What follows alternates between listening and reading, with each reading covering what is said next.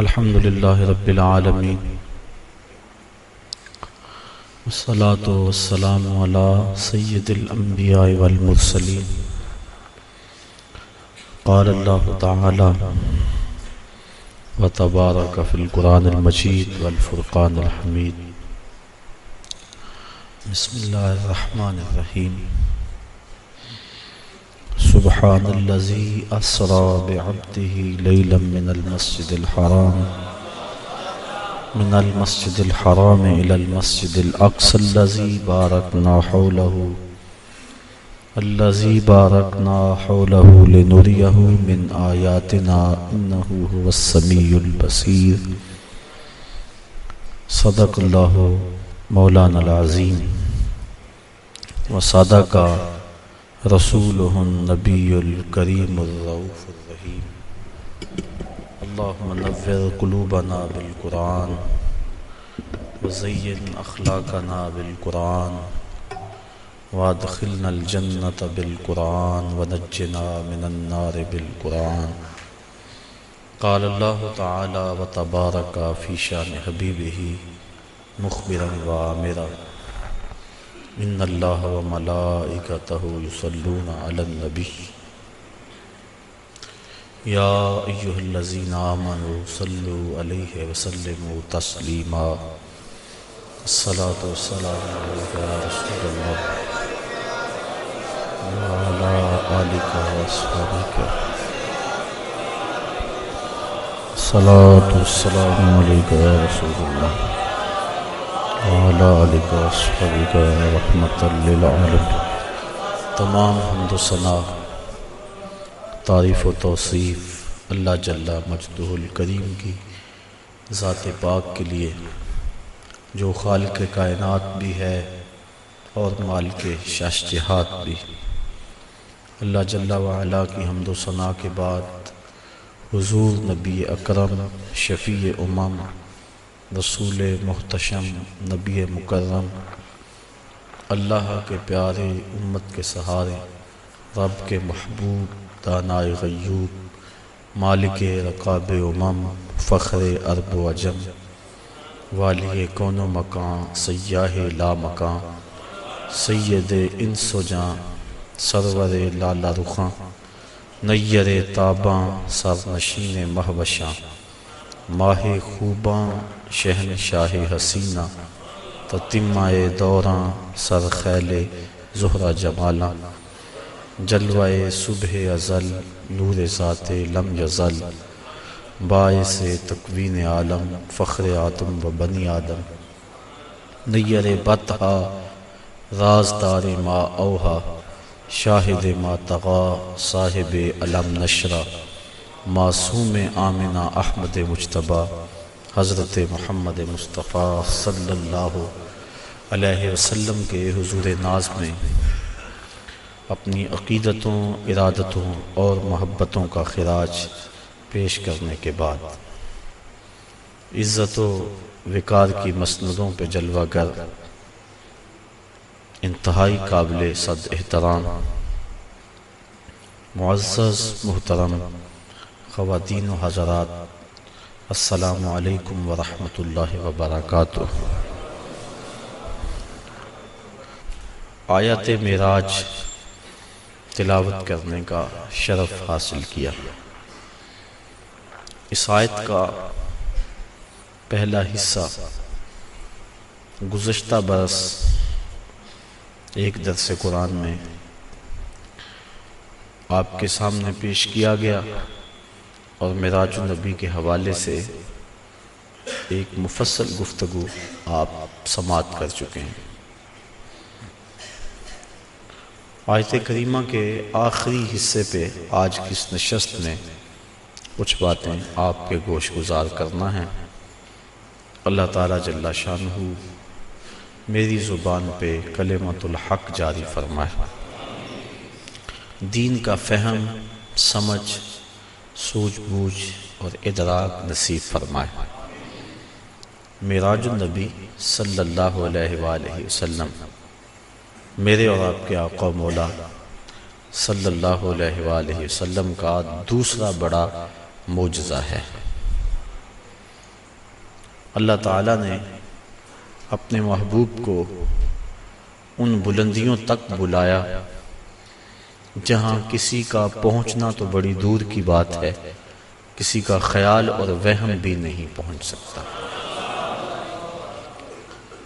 خرد سے کہہ دو کہ سر جھکا لے، گمان سے گزرے گزرنے والے، یاں پڑے ہیں خود جہت کو لالے، کوئی کیا بتائے کدھر گئے تھے، سراغ عین و متا کہاں تھا، نشان کیف و الا کہاں تھا، نہ کوئی ساتھی نہ کوئی راہی، نہ سنگ منزل نہ مرحلے تھے، کمان امکان کے جھوٹے نکتوں، تم اول و آخر کے پھیر میں ہو، محیط کی چال سے تو پوچھو کدھر کو آئے کدھر گئے تھے۔ مرغ عقل تھک کے گر پڑتا ہے، جن بلندیوں تک حضور پہنچے کسی کا خیال اور وہم بھی نہیں پہنچ سکتا۔ ابو الحسن رفاعی علیہ رحمہ کا وہ قول کئی مرتبہ پیش کر چکا ہوں۔ وہ فرماتے ہیں کہ میں نے روحانی طور پہ پرواز کی، حتی ساعت تو فی الفوقانیات، یہاں تک کہ میں بہت اونچا چلا گیا، میری روح پرواز کرتی گئی، ایک عرش آیا اسے عبور کیا، دوسرا عرش آیا اسے عبور کیا، 7 لاکھ عرش عبور کر گیا۔ عرش ایک نہیں ہے، عرش کئی ہیں۔ عالم امکان اور عالم وجوب کے درمیان عرش عالم برزخ ہے۔ جب اللہ تعالیٰ دنیا پر کوئی تجلی ڈالنا چاہتا ہے تو پہلے عرش پہ ڈالتا ہے، اگر ڈائریکٹ آ جائے تو کوئی تاب نہ لا سکے۔ یہی بہتر ہے کہ وہ پردے میں روح پوش رہے، وہ اگر پردہ اٹھا دے تو کسے ہوش رہے۔ کئی عرش ہیں، کہتے ہیں میں 7 لاکھ عرش عبور کر گیا۔ پھر آواز آئی ابو الحسن رفاعی کدھر آ رہے ہو؟ کتاب کا نام ہے النبراس، علامہ عبدالعزیز فرہاروی رحمۃ اللہ تعالی علیہ کی یہ مصنفہ ہے، جو علامہ سعد الدین تفتازانی رحمۃ اللہ تعالی علیہ کی علم کلام پر مشتمل کتاب شرح عقائد نسبیہ کی تشریح ہے، اور یہ وہ کتاب ہے جو تمام مکاتیب فکر کے مدارس میں سبقاً پڑھائی جاتی ہے۔ تو حضرت علامہ عبدالعزیز فرہاروی نے اس واقعہ کو لکھا، اور اس میں کسی فرقے اور گروہ کا اختلاف بھی نہیں ہے کہ روح پرواز کر سکتی ہے۔ کہتے ہیں میں 7 لاکھ عرش عبور کر گیا۔ پھر آواز آئی ابو الحسن رفاعی کدھر آ رہے ہو؟ تو میں نے عرض کی مالک معراج کی رات جس عرش پہ محبوب کے قدم آئے تھے، میں تو اس عرش کی تلاش میں نکلا ہوں۔ نہ سفر بشرط معال ہے، نہ طلب بقید سوال ہے، فقط ایک سیر یہ ذوق کو میں بھٹک رہا ہوں کہاں کہاں۔ میرے دل کی یہ خلوتیں کئی بار سج کے اجڑ گئیں، مجھے بارہا یہ گماں ہوا تم آ رہے ہو کشاں کشاں۔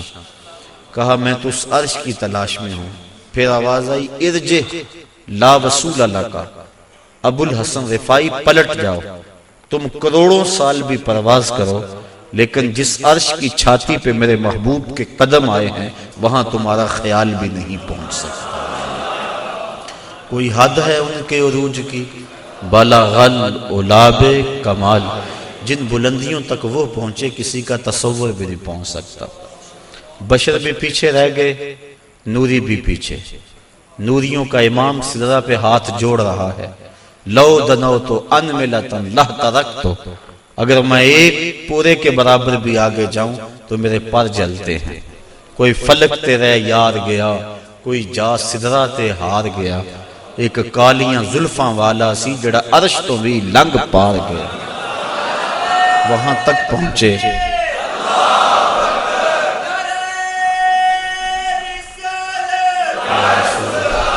تو وہاں تک پہنچے جہاں کسی کا خیال، وہم، سوچ بھی نہیں پہنچ سکتے۔ کہا ابو الحسن تم کروڑوں سال بھی پرواز کرو، لیکن جس عرش کی چھاتی پہ میرے محبوب کے قدم آئے وہاں تمہارا خیال بھی نہیں جا سکتا۔ جس نبی کے قدم اتنے اونچے ہیں اس نبی کا سر کتنا اونچا ہوگا۔ یہ تو دماغ خراب ہو جائے تو انسان تولنے بیٹھتا ہے نا۔ بلا سنار کے چھوٹے سے ترازو پہ منوں اور ٹنوں کا حساب تو نہیں ہوتا، رتی ماشا تولے کا حساب تو سنار کا ترازو دیتا ہے، لیکن منوں ٹنوں کا حساب تو نہیں دیتا، ٹوٹ جائے گا ترازو۔ عقل کے ترازو پہ آپ مجھے تول لیں، میں آپ کو تول لوں، لیکن جو امام الانبیاء ہیں بھلا ان کا بھی وزن کیا جا سکتا ہے؟ اللہ اکبر۔ حضرت صاحبزادہ سید فیض الحسن شاہ علیہ رحمہ فرمایا کرتے تھے، تم نے حلیمہ کی بکریوں کے پیچھے پیچھے تو دیکھا، سدرہ پر جبریل کے آگے آگے کیوں نہیں دیکھا؟ تو جبریل بھی پیچھے، سارے پیچھے، جس کے قدم اتنے اونچے ہیں اس کا سر کتنا اونچا ہے۔ اللہ اکبر۔ تو میرے اور آپ کے آقا و مولا وہاں تک گئے جہاں کسی کا خیال بھی نہیں جا سکتا۔ یہ سفر، اور یہ میری زبان سے سفر نکلا، اس کو قرآن نے ویسے سیر کہا ہے، سبحان الذی اسریٰ بعبدہ۔ اس کو قرآن نے سفر نہیں کہا، سیر کہا۔ سفر معراج نہیں، سیر معراج۔ اور آپ جانتے ہیں کہ سفر اور سیر میں کتنا فرق ہے۔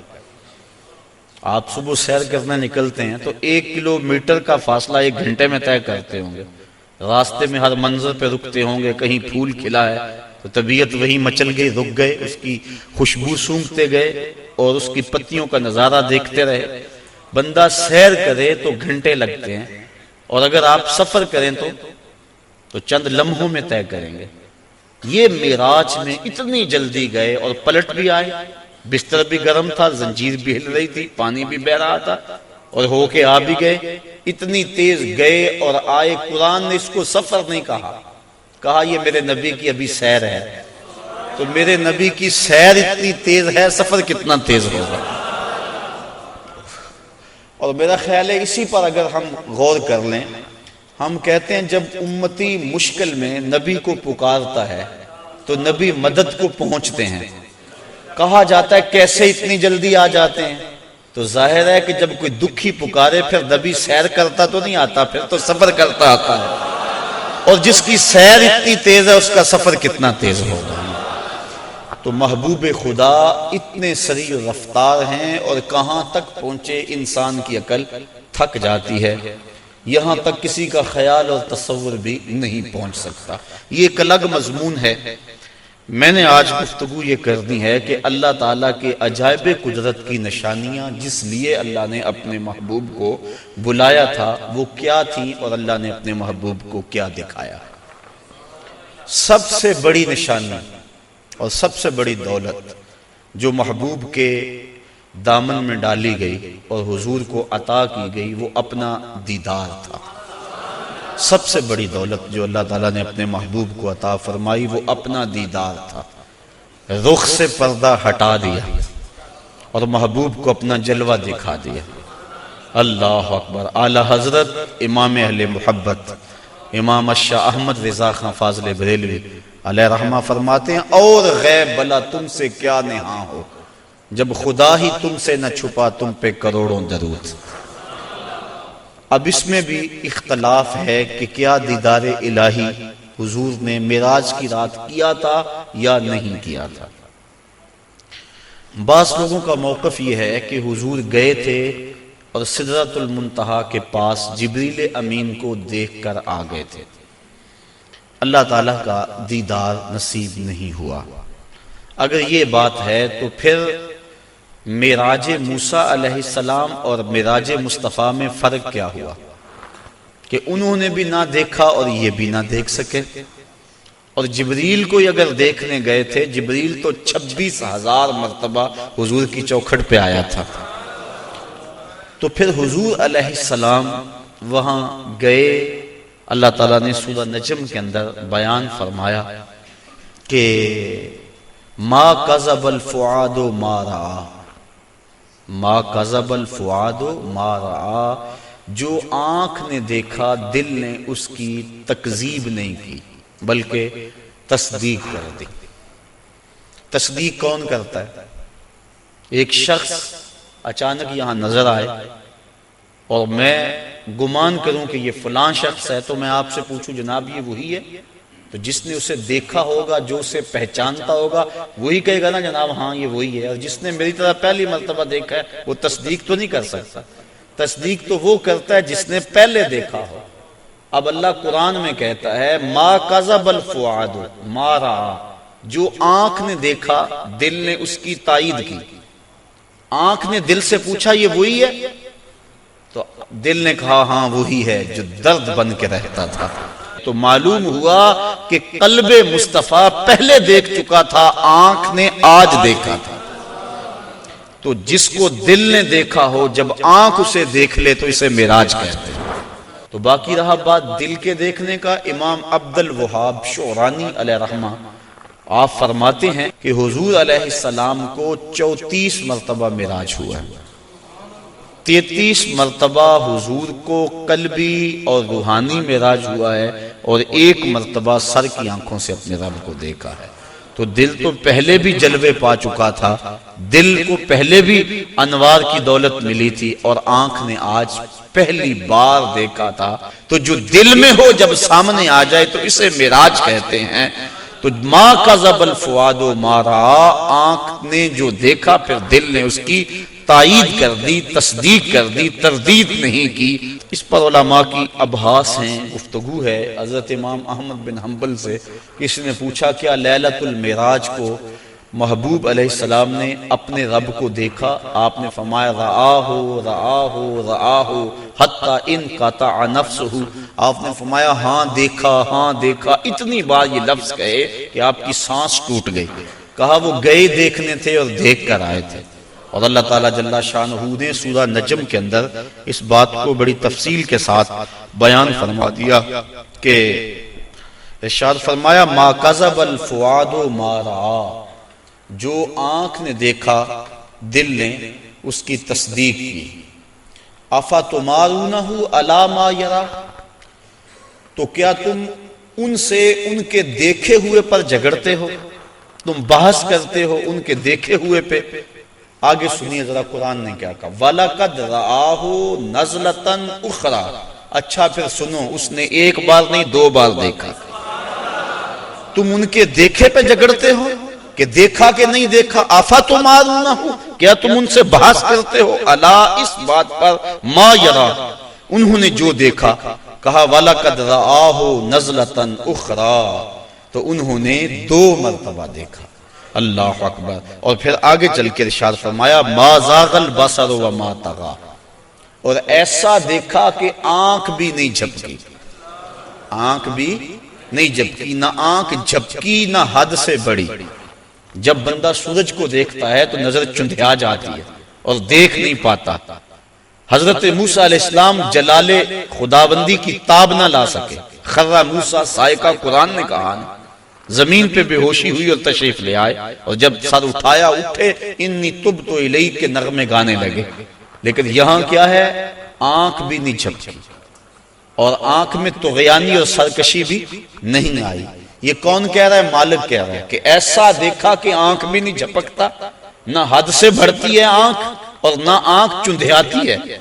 دنیا پہ ضابطہ یہ ہے کہ جب کسی منظر کو کوئی ناظر دیکھے تو ناظر منظر کی تعریف کرتا ہے. گرمیوں میں آپ شمالی علاقہ جات میں نکل جاتے ہیں، وادی کیلاش میں چلے جاتے ہیں، سواد کاغان، کتنی خوبصورت وادیاں اللہ نے پاکستان کو عطا فرمائی ہیں.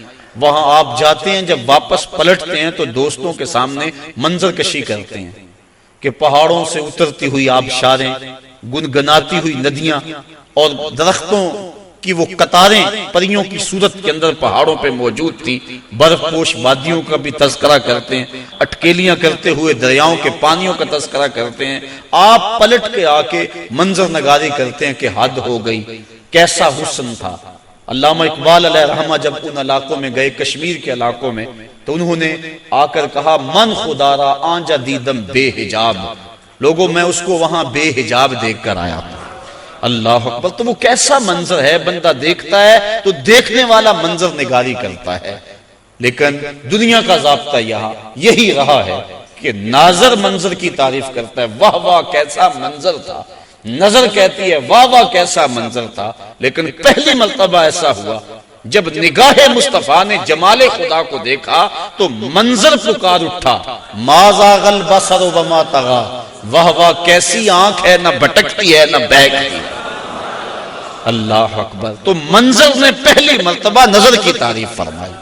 تو ایسا دیکھا کہ ایسا کسی نے نہیں دیکھا ہوگا جیسا مصطفیٰ نے دیکھا۔ اللہ تعالیٰ نے اپنے محبوب علیہ السلام کو فرمایا یا محمد انت و انا و ما سوا ذالک خلقت لاجلک، محبوب ایک تو ہے ایک میں ہوں، اور اس کے علاوہ جو کچھ ہے میں نے تیرے لیے پیدا کیا۔ تو حضور علیہ السلام نے جواباً عرض کی اللہم انت و انا و ما سوا ذالک ترکتہ لاجلک، مالک ایک تو ہے ایک میں ہوں، اور اس کے علاوہ جو کچھ تو نے میرے لیے پیدا کیا سب کچھ تیرے لیے چھوڑ آیا ہوں۔ اللہ تعالیٰ نے اپنے محبوب کو بہت کچھ دیا، جھولیاں بھر دی، ہماری عقلیں احاطہ نہیں کر سکتی۔ امام حقی لکھتے ہیں 70,000 اسرار تھے، 70,000 رموز اور 70,000 حکایتیں، بہت کچھ عطا کرنے کے بعد فرمایا محبوب یہ تو میں نے تجھے اپنی مرضی سے دیا، اب تو بتا تیری چاہت کیا ہے۔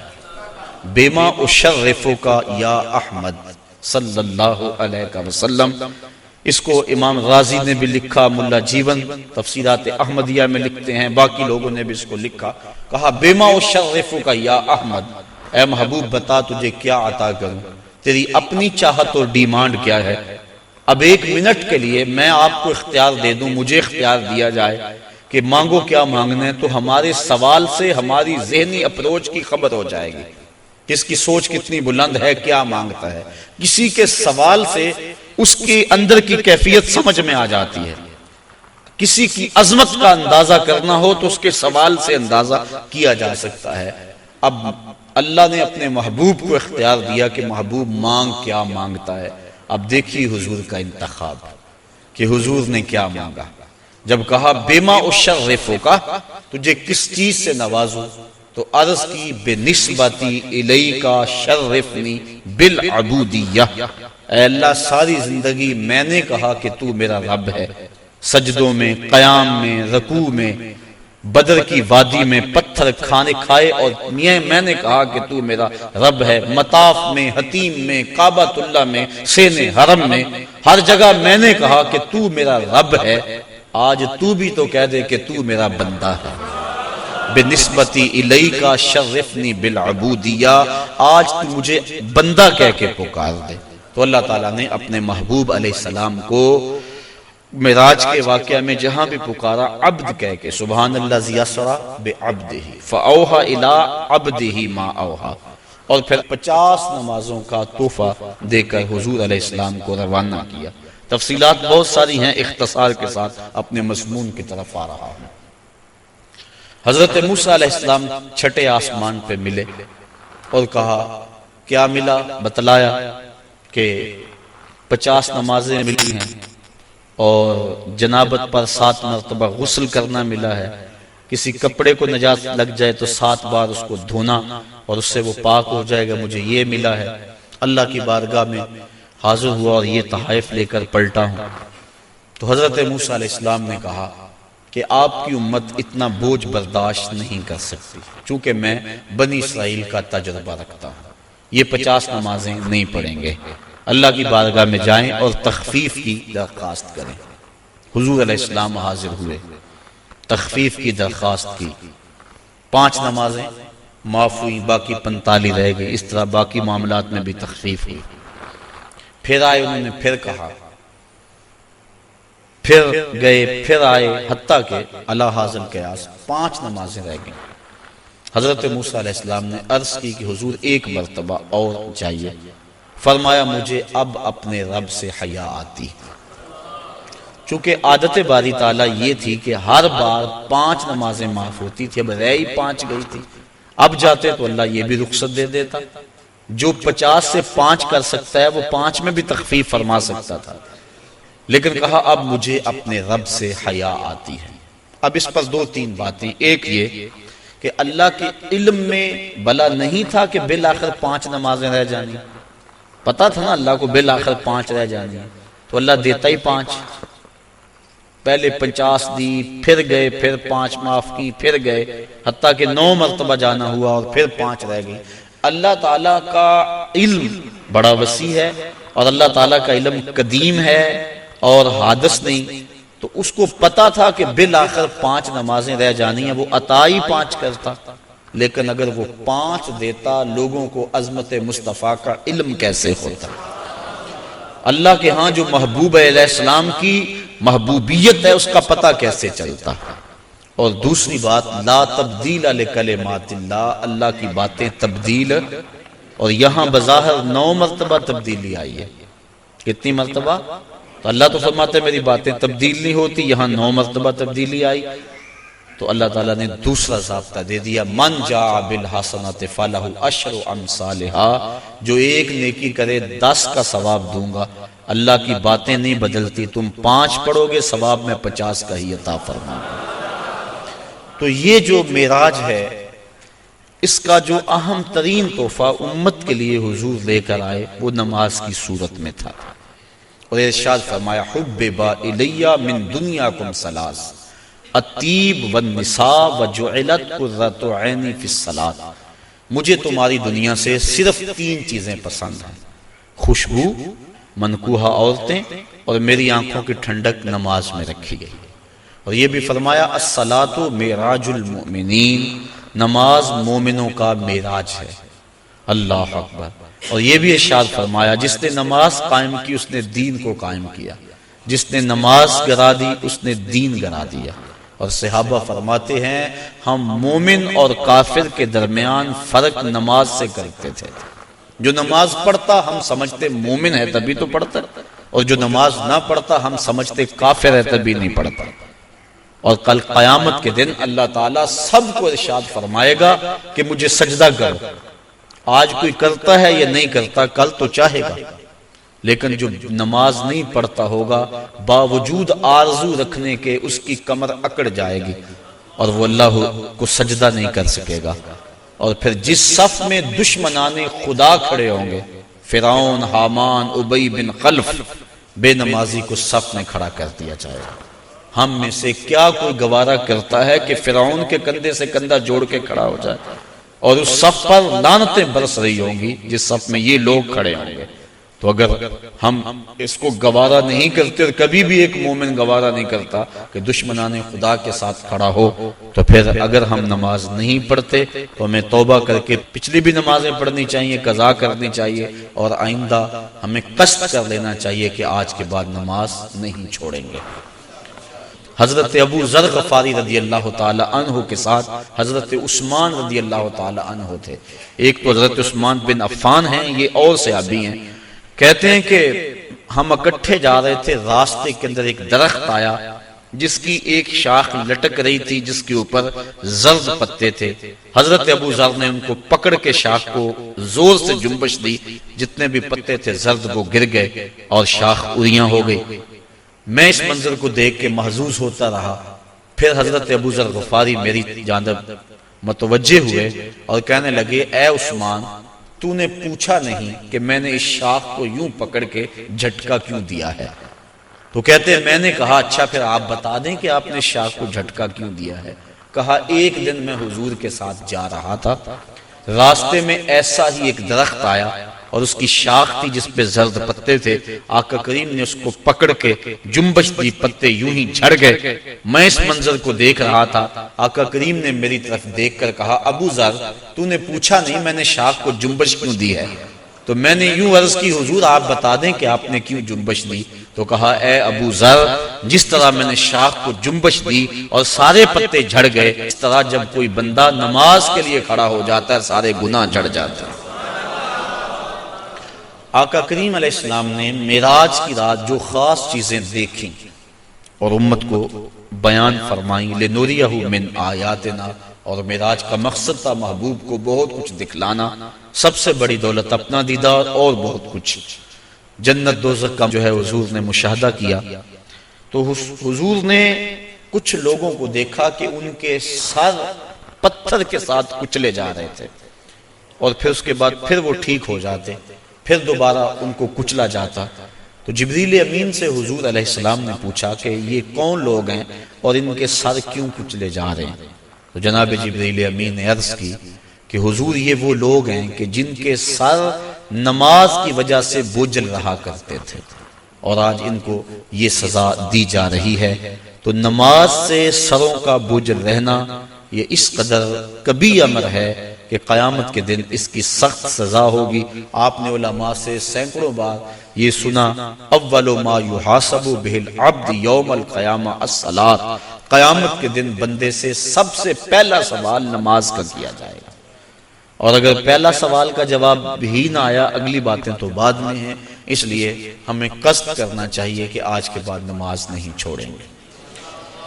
حضور علیہ السلام نے معراج کی رات ایک شخص کو دیکھا، لکڑیوں کا ایک بہت بڑا گٹھا تھا جس کو اٹھانے کی کوشش کرتا تھا، لیکن اس سے وہ اٹھایا نہیں جاتا تھا، بھاری تھا، اس کی طاقت سے زیادہ تھا، لیکن اس کے باوجود وہ دائیں بائیں سے لکڑیاں اس کے اندر شامل کرتا تھا۔ پوچھا کہ یہ کون شخص ہے، اس کا جو گٹھا ہے لکڑیوں کا وہ پہلے بڑا بھاری ہے اور مزید وہ لکڑیاں دائیں بائیں سے لے کر اس کے اندر شامل کر کے اس کو مزید وزنی کرتا چلا جا رہا ہے۔ تو عرض کی کہ حضور یہ آپ کی امت کا وہ شخص ہے کہ جس کے پاس لوگوں کی کثرت کے ساتھ امانتیں موجود ہیں اور وہ ان کو ادا کرنے کی پوزیشن میں نہیں، لیکن اس کے باوجود اور امانتیں پکڑتا چلا جا رہا ہے، اور اس بات میں حدیث ہے کہ لوگ میرے پاس پیسے امانتیں جمع کروائیں۔ تو کل قیامت کے دن اس صورت کے اندر جو ہے وہ اس کی سزا دکھلائی گئی کہ اس گٹھے کو اٹھانے کی کوشش کرتا ہے، اور ایک روایت میں آتا ہے کہ کل قیامت کے دن جس شخص نے لوگوں کی امانتیں دینا ہوں گی تو اس کو لوگ پکڑیں گے اور کہیں گے ہماری امانتیں واپس کر، وہ کہے گا اب اس وقت تو میرے پاس کچھ نہیں ہے۔ اسے فرمایا جائے گا کہ جو ان لوگوں کی امانتیں تیرے پاس ہیں وہ ایک جگہ رکھی ہوئی ہیں، اگر تو ان کو وہاں سے لا کر کے دے دے تو تیری جان چھوٹ سکتی ہے۔ تو وہ کہے گا کہ کہاں ہیں، تو اس کو جہنم کے دروازے پہ لے جایا جائے گا اور پھر کہا جائے گا اس جہنم میں اتر، اس کے پیندے میں امانتیں رکھی ہیں اور وہ نکال کے ان لوگوں کو دے۔ اور حدیث کی روح سے جہنم کی جو گہرائی ہے وہ 70 سال لگتے ہیں اس کی تہہ تک پہنچنے میں۔ آقا کریم تشریف فرما تھے کہ ایک دھماکے کی آواز آئی، پوچھا صحابہ اس آواز کو سنا؟ عرض کی ہاں۔ فرمایا کہ یہ آواز کیسی ہے؟ اللہ و رسولہ عالم۔ عرض کی اللہ اس کا رسول جانتا ہے۔ فرمایا 70 سال قبل جہنم میں ایک پتھر پھینکا تھا، اب وہ پیندے پہ گرا ہے، یہ اس کے گرنے کی آواز ہے۔ تو 70 سال جاتے ہوئے لگتے ہیں اور 70 سال آتے ہوئے لگتے ہیں۔ بعض لوگ کہہ دیتے ہیں یار اگر جہنم میں گئے بھی تو ایک جھٹکا لگے گا، اگر ایک جھٹکا بھی لگا تو 140 سال لگ جائیں گے۔ فما اصبرهم علی النار، لوگوں کا آگ پر کتنا بڑا حوصلہ ہے کہ وہ ایسی باتیں کر جاتے ہیں۔ اب اس کو 70 سال جہنم کے پیندے تک اترنے میں لگیں گے، وہاں واقعی امانتیں جو لوگوں کی اس نے پکڑی ہوئی ہوں گی وہ موجود ہوں گی، ان کو پکڑ کے پھر 70 سال تک اوپر آئے گا، اور جب وہ کنارے پہ آ کے باہر نکلنے لگے گا پھر پاؤں پھسل جائے گا، اور پھر 70 سال تک لڑکتا ہوا نیچے چلا جائے گا، پھر 70 سال بعد آئے گا، اور جب اس کی دیوار کے آخر تک پہنچے گا لیکن پھر اس کا پاؤں پھسل جائے گا۔ لوگوں کی امانتیں ہڑپ کرنے والے کو قیامت کے دن یہ سزا دی جائے گی۔ میں اور آپ اتنا بوجھ اٹھائیں جتنا ہم اٹھا سکتے ہیں، اور ہمیں دیکھیں کہ ہم ہمارے ذمے جو ہے وہ کسی کا غصب کیا ہوا، کسی سے رشوت میں لیا ہوا، اور کسی کی مجبوری سے فائدہ حاصل کر کے اس سے مال لیا ہوا، اور دیوار رکھتے ہوئے ہم سائے کے 2 انچ دبائے ہوئے، ہم سب کچھ دیکھ سکتے ہیں اور اپنے مستقبل کی منصوبہ بندی کر سکتے ہیں۔ حضور علیہ السلام آگے گئے تو آقا کریم نے دیکھا کہ کچھ عورتیں ہیں کہ جو چھاتیوں کے بل لٹکائی گئی۔ فرمایا کہ یہ کون سی خواتین ہیں؟ تو عرض کی کہ حضور آپ کی امت کی یہ وہ عورتیں ہیں جو زنا کیا کرتی تھیں، اور آج ان کو یہ سزا دی جا رہی ہے۔ اس سے آگے بڑھے تو دیکھا کہ کچھ لوگوں کے سامنے خوشبودار اور چھوٹے چھوٹے ٹکڑے گوشت کے پڑے ہوئے ہیں، لیکن وہ اس کو نہیں کھا رہے۔ آگے بدبودار اور متعفن کھانا پڑا ہوا ہے، گوشت پڑا ہوا ہے، وہ اس کو کھا رہے ہیں۔ پوچھا کہ یہ کون لوگ ہیں؟ تو جبریل نے عرض کی کہ آپ کی امت کے یہ وہ لوگ ہیں کہ جن کو حلال بیویاں میسر تھی، لیکن اس کے باوجود وہ بازاری عورتوں سے اپنا منہ کالا کیا کرتے تھے۔ تو کل قیامت کے دن ان کو سخت سزا دی جائے گی۔ آگے بڑھے تو حضور علیہ السلام نے دیکھا کہ کچھ لوگ ہیں کہ کہ جن کے پیٹ بہت بڑے ہیں اور ان کے اندر سانپ ہیں، تو وہ کھڑے ہوتے ہیں لیکن پیٹ کا بہت بڑا ہونا ان کو کھڑا نہیں ہونے دیتا، پھر گر جاتے ہیں۔ پوچھا کہ یہ کون لوگ ہیں؟ تو بتلایا گیا کہ یہ وہ لوگ ہیں جو سود کھایا کرتے تھے۔ سود کی حرمت قرآن مجید میں بڑی وضاحت کے ساتھ آئی اور فرمایا سود لینے والا، حضور نے ارشاد فرمایا سود دینے والا، سود کی رقم پہ گواہ بننے والا اور سود کی رقم کے معاملے کو لکھنے والا گناہ میں برابر کے شریک ہے۔ تو اس لیے ہمیں ان چیزوں سے بچنا چاہیے۔ ایک حدیث میں آیا، آقا کریم نے ارشاد فرمایا، حضرت علی المرتضیٰ سے روایت ہے، فرمایا 7 اشخاص ایسے ہیں جب تم انہیں قبر میں دفن کر کے آتے ہو تو ان کے رخ قبلے سے پھیر دیے جاتے ہیں، اور ساتھ فرمایا فَاذْهَبُوا وَانْبُشُوا قُبُورَهُمْ فَإِن لَّمْ تَجِدُوا هَٰكَذَا مَا قُلْتُ لَكُمْ فَهُوَ بَاطِلٌ، کہا جاؤ جا کے قبریں اکھیڑ کے دیکھ لو، اگر ایسا نہ پاؤ جیسا میں کہہ رہا ہوں تو آ کے کہہ دینا کہ غلط کہا تھا۔ عرض کی قیلا من ہم یا رسول اللہ صلی اللہ علیہ وسلم، عرض کی حضور یہ کون لوگ ہیں کہ جن کے رخ قبر میں قبلے سے پھیر دیے جاتے ہیں؟ تو حضور نے ارشاد فرمایا شارب الخمر و بائع البش و شاہد الزور و آکلۃ الربا والنائحۃ والمحتکر و تارک الجماع۔ 7 اشخاص گنوائے۔ پہلا شارب الخمر، شراب پینے والا۔ ایک روایت کے لفظ ہیں کہ شراب اپنے لیے بنانے والا، کسی اور کے لیے بنانے والا، شراب پینے والا، شراب پلانے والا، شراب بیچنے والا، شراب خریدنے والا، اور جس کے لیے شراب خریدی ہے، شراب کو ڈھونے والا، دوسری جگہ منتقل کرنے والا، ہمارا سب پر اللہ کے رسول نے لعنت بھیجی۔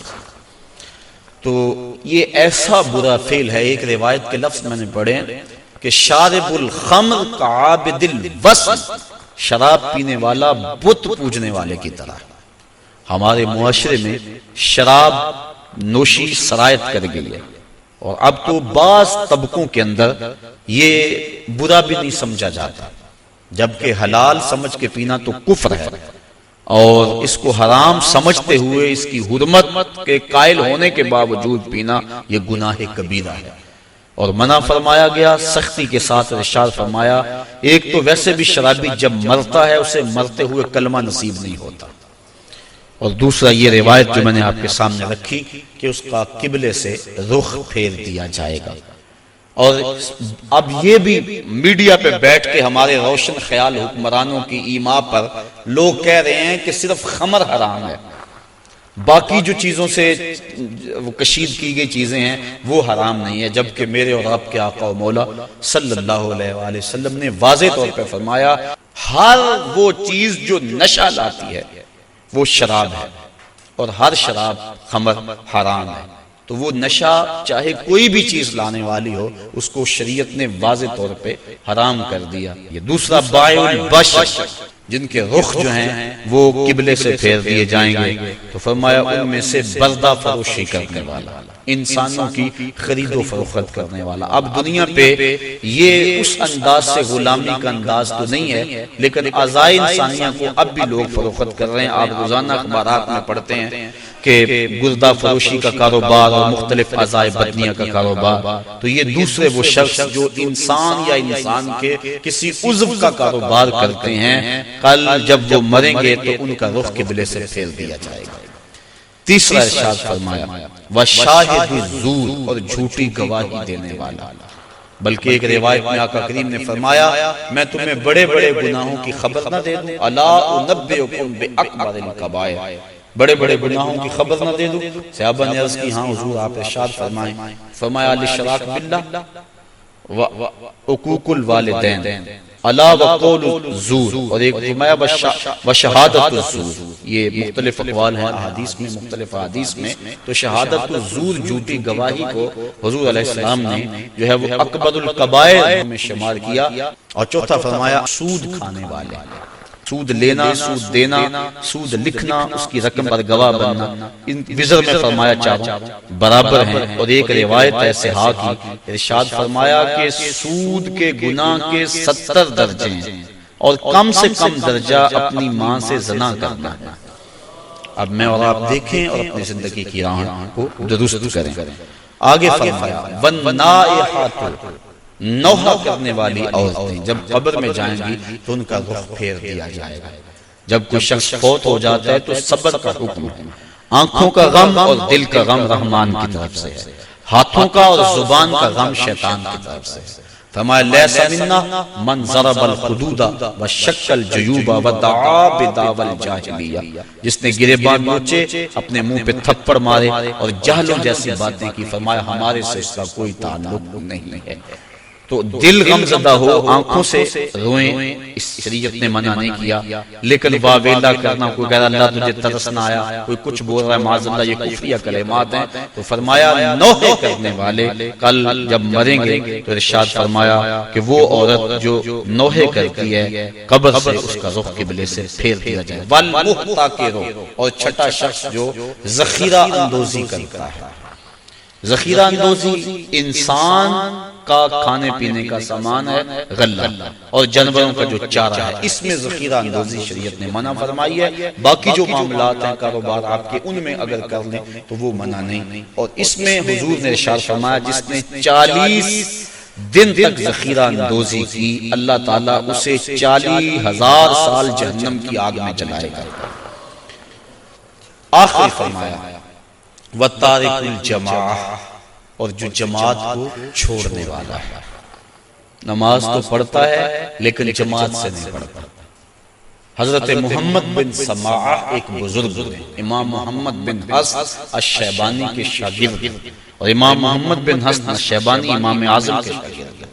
محمد بن سماعہ کہتے ہیں 103 سال عمر پائی، کہتے ہیں 40 سال بیت گئے، جماعت کیا میری تکبیر اولیٰ بھی قضا نہ ہوئی، میری والدہ کا انتقال ہو گیا، بس مصروفیت ایسی ہوئی، صدمہ ایسا پڑا کہ میں مسجد میں آیا، سلام پھر گیا تھا، جماعت ہو چکی تھی، بڑا پریشان ہوا کہ زندگی میں کبھی کوئی تکبیر اولیٰ بھی نہیں رہی، آج جماعت بھی جاتی رہی۔ پھر میں نے سوچا ایک نماز جو جماعت سے پڑھی جائے، منفرد پڑھنے والی 25 نمازوں کے برابر ہے، ایک روایت میں 27 نمازوں کے برابر ہے، چلو میں اس نماز کو 25 بار پڑھ لیتا ہوں۔ کہتے ہیں میں کھڑا ہو گیا اور اس نماز کو، ان فرائض کو میں نے 25 بار پڑھا، اور جب 25ویں بار پڑھ رہا تھا تو حاطب سے آواز آئی، اے محمد بن سماعہ تم نے نماز تو 25 مرتبہ پڑھ لی، لیکن جب امام ولدالضالین کہتا ہے اور اس کے ساتھ فرشتے آمین کہتے ہیں، وہ آمین کہاں سے لاؤ گے؟ تو کہتے ہیں میں پریشان ہوا کہ میں 25 چھوڑ کے 25,000 مرتبہ بھی پڑھوں لیکن جماعت کی فضیلت نہیں پا سکتا۔